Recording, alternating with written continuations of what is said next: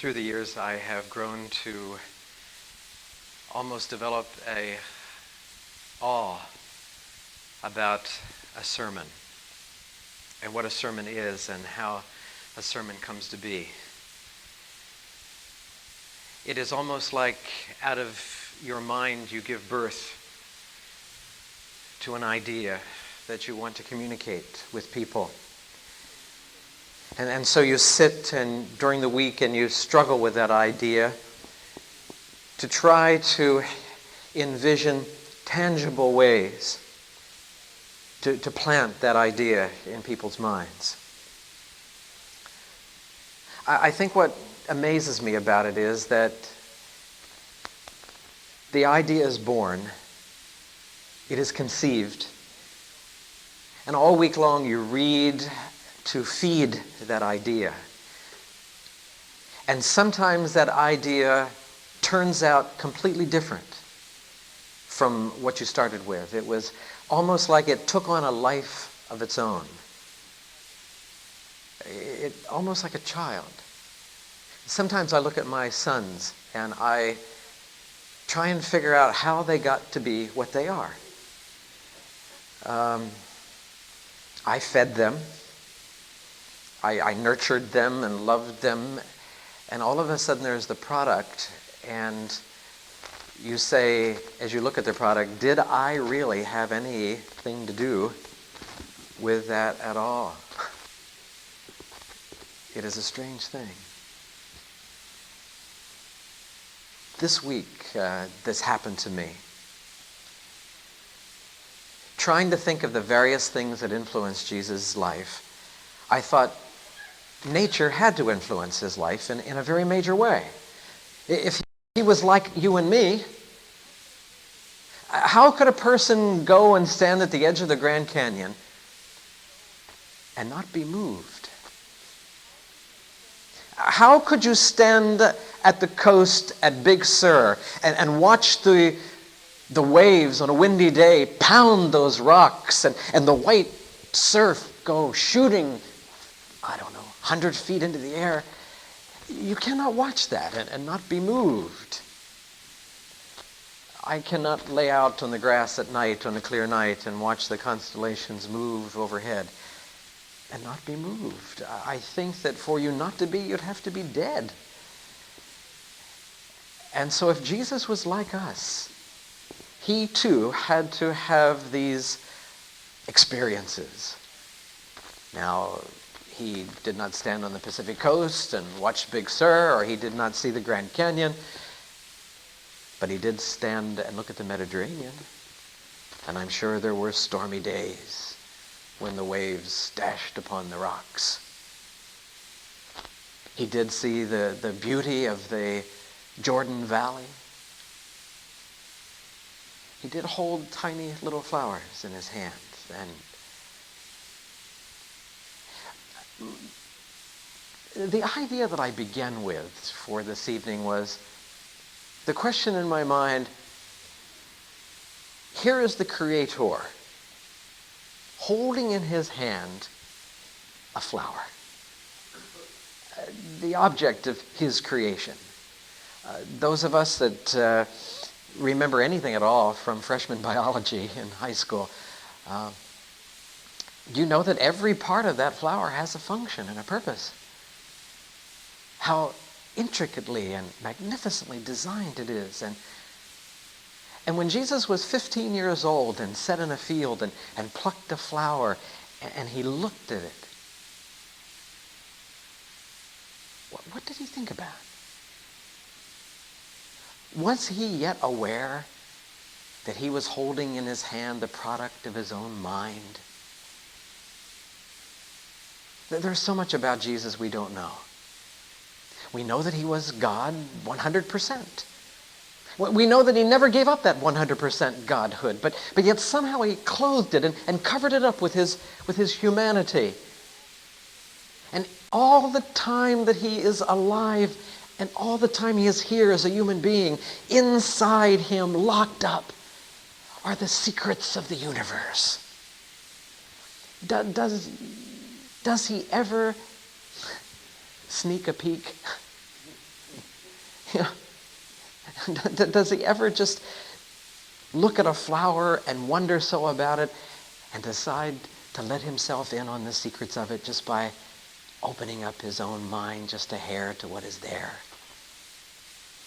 You know, in Hebrews chapter 4, we're told that Jesus was tempted in all ways such as we are. I believe that. But I also believe that Jesus experienced temptations that you and I will never experience. Because you and I cannot be tempted to open up a door in our mind and see the secrets of life in the universe. That temptation is not a viable temptation for us because there is no such room in our brains, but it was within him.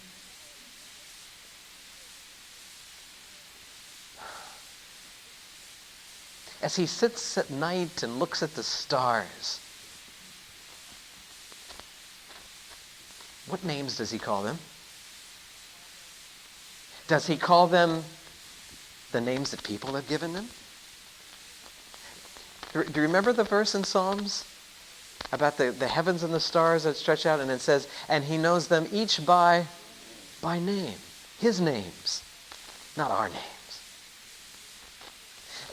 The idea that Jesus could sit on a hillside and look at the constellation Orion move by, and there in the middle star of the sword of Orion is the great nebula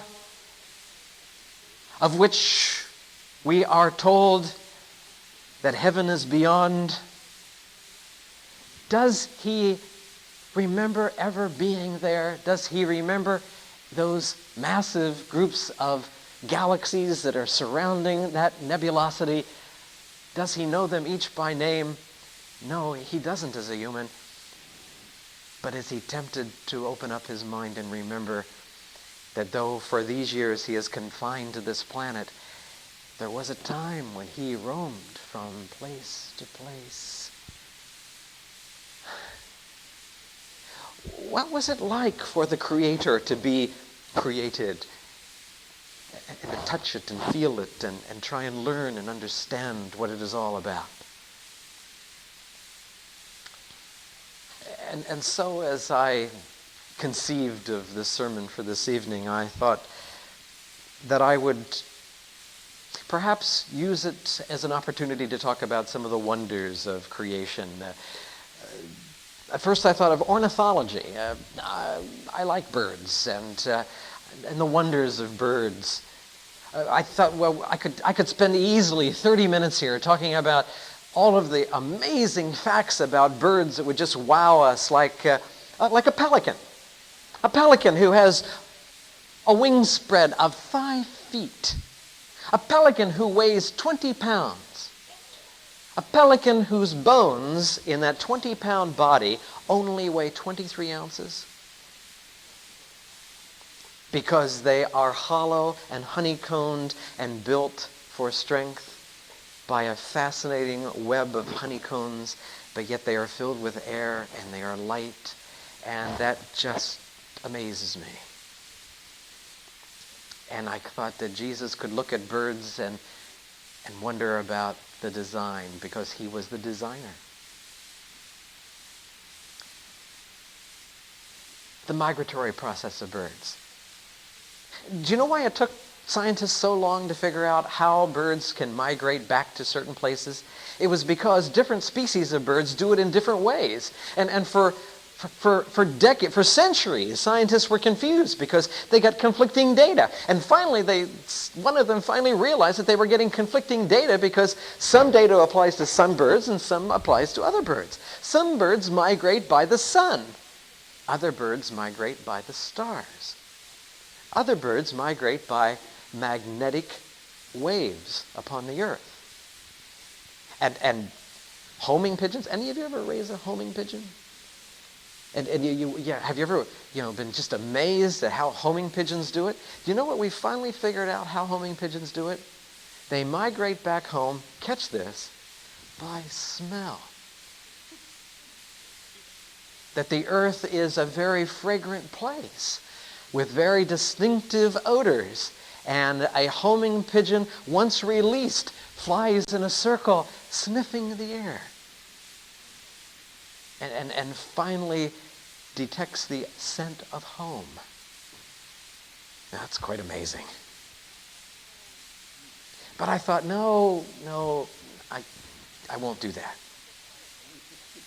So I said, butterflies. Yes, butterflies. We will talk about butterflies because surely Jesus must have sat on a hillside and watched butterflies. Did you know that there are 90,000 different kinds of butterflies?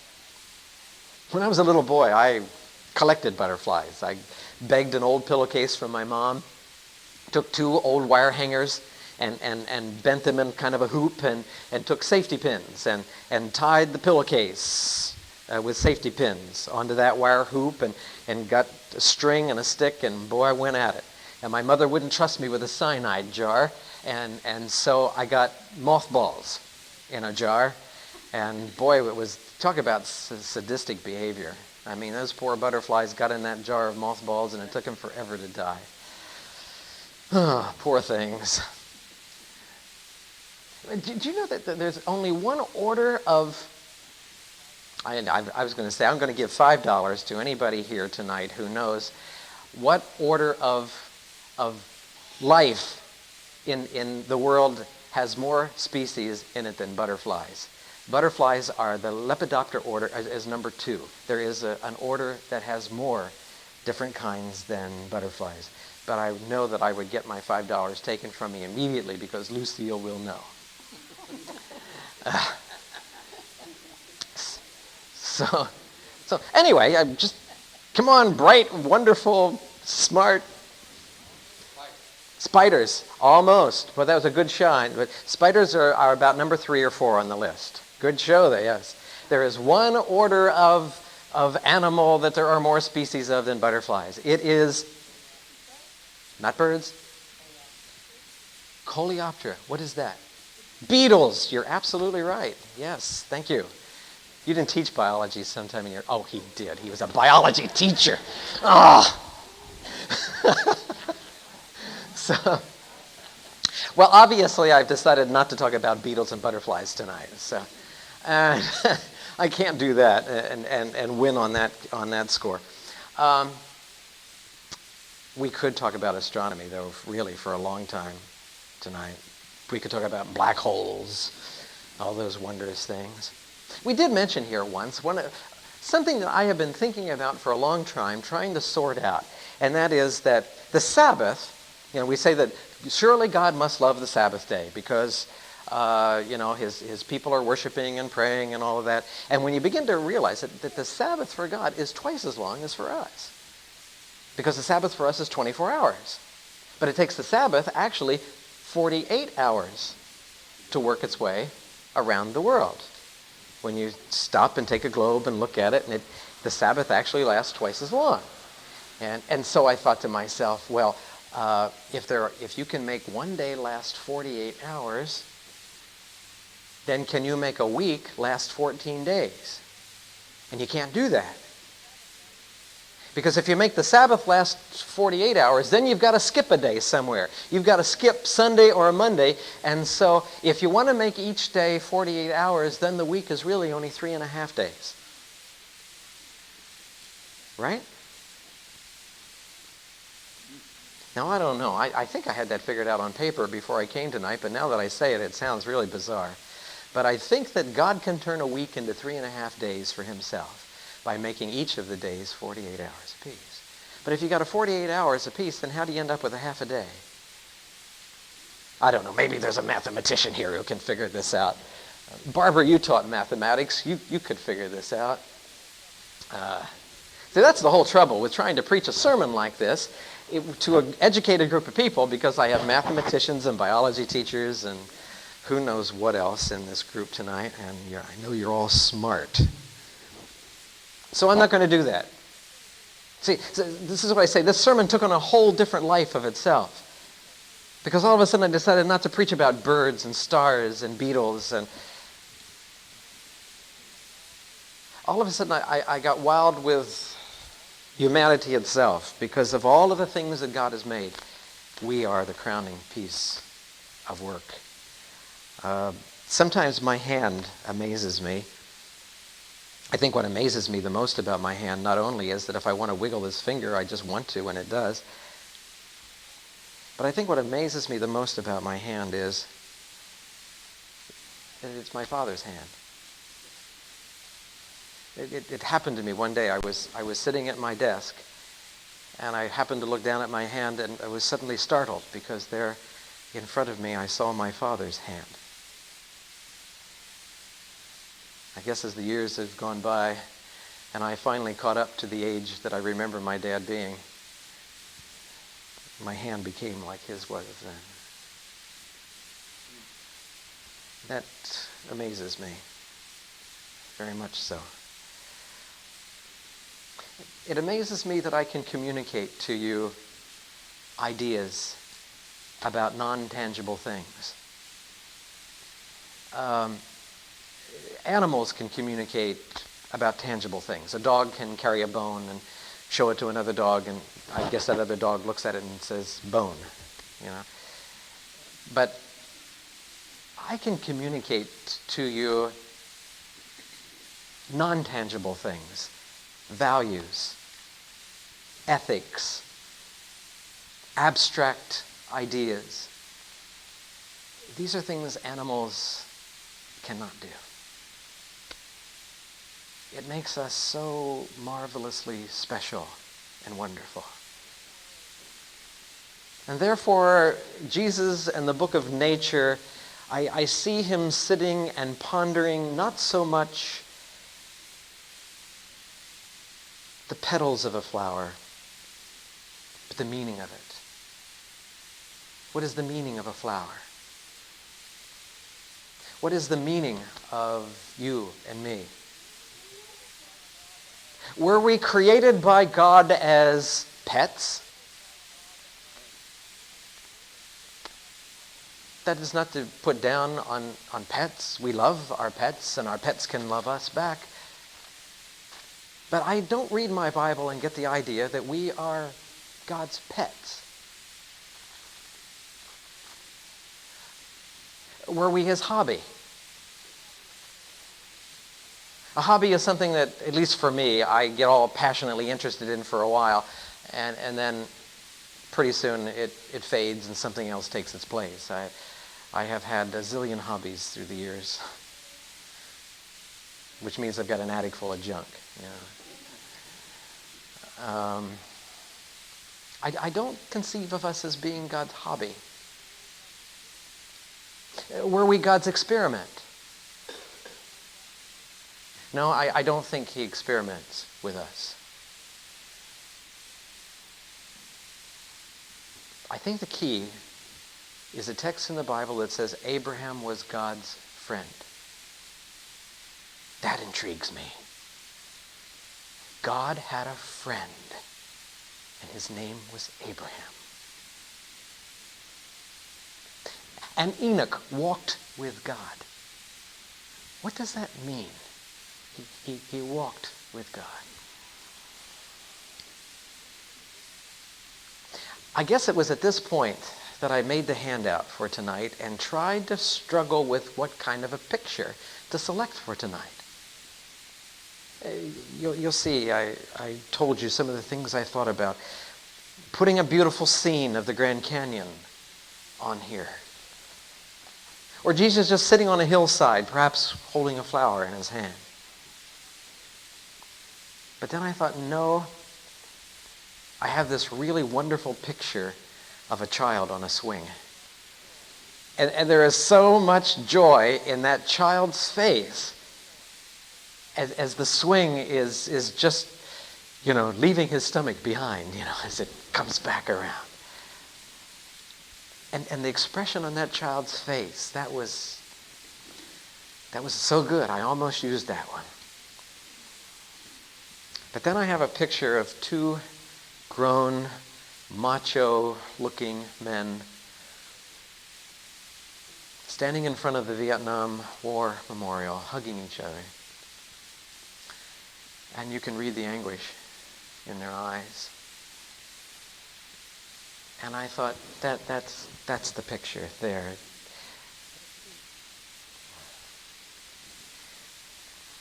But then I had another picture of an old man and a little boy in a telescope. And you could see the wonder in the little boy's face as the old man was describing for him the things that telescope would reveal. And I thought, the wonder of the universe there. This is what it is.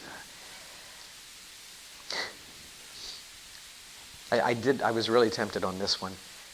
I thought maybe though some of you would be offended. It was a picture of a couple kissing in a cemetery. And not standing. They were embraced in each other's arms, laying in the grass. And there was an irony about the picture. Because as a pastor, I have spent too many hours in cemeteries helping people grieve through the loss of a love. And the irony of this picture, the meaning of it was, here was a couple finding love in a cemetery. New life beginning in the midst of grief. A recapturing of the cycle of life. It's a marvelous picture.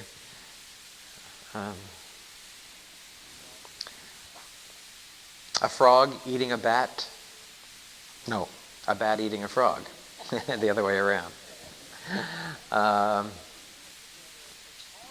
I guess it would be nice to stand here and say, all of nature is wonderful and sweet, isn't it? It's not. It's violent. There has been a destroyer at work. Has Jesus ever sat as a child upon the hillside and struggled with a desire to want to immediately fix it all and put it back to the way it was supposed to be? Was that a temptation for him? It must have been. I found a picture this week of one of these camps of refugees in Africa, where there were literally the bodies of starved people lying about, uncared for and unburied. I thought about putting that on the handout tonight and thought, no, that's too dismal, too gloomy. But it is a part of this whole thing of the meaning of life, isn't it? We have been so prodigal with life. Do you realize that as we are finishing out this century, the most civilized century ever in the history of mankind, we are finishing the bloodiest century ever. We have killed more people violently this century than any century on record. Last week's Santa Rosa newspaper talks about the Red Cross now is suspicious that there is a death camp in Yugoslavia. People are giving reports that they can hear people crying out at night, begging for food and water. There is a suspicion that we, human beings, we have rounded up ourselves and put us in a pit, and we are letting us die. And here we are supposed to be coming into the 21st century. Have we learned nothing? Did the 1940s not teach us anything? We are so prodigal with life. We treat it so cheaply.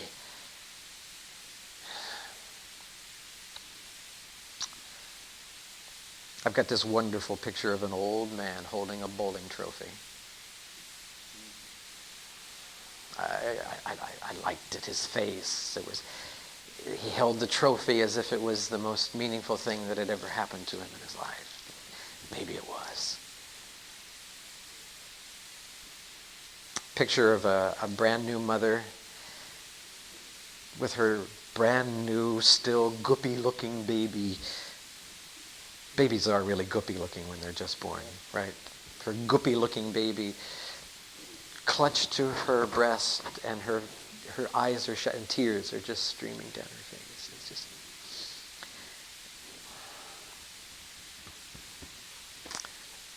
a picture of a priest baptizing a baby.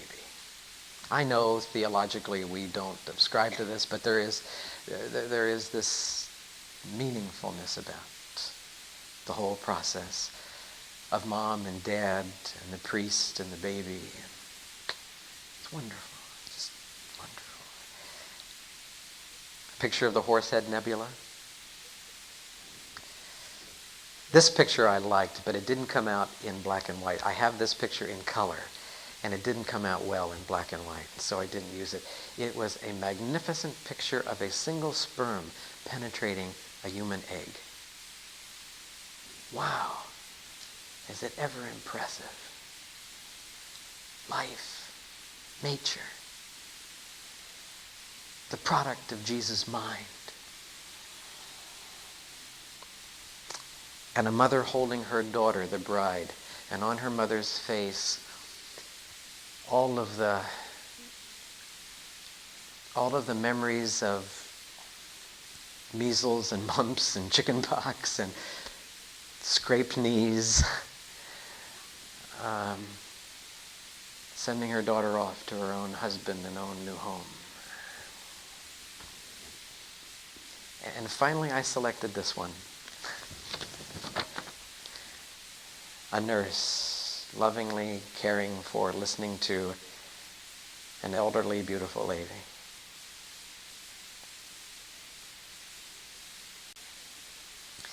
You see what I mean when I said this sermon tonight took on a life of its own?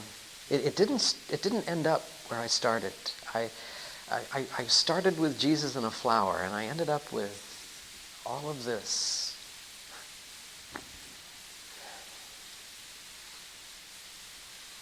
What does Jesus think about when he sees us? Does it make him happy? I hope so. I really, really hope so. Now, what's really strange about this, and I wish that I could show you my sermon notes tonight, but what I ended up doing here tonight took on a life of its own again, and it is not like my sermon notes here. It ended up differently.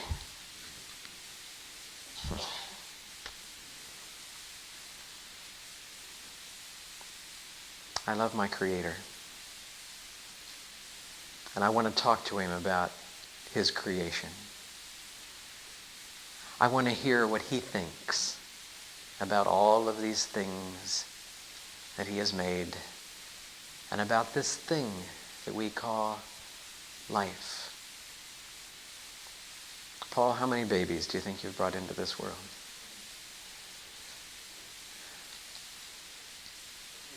A few thousand. It's a marvelous experience, this new human being, isn't it?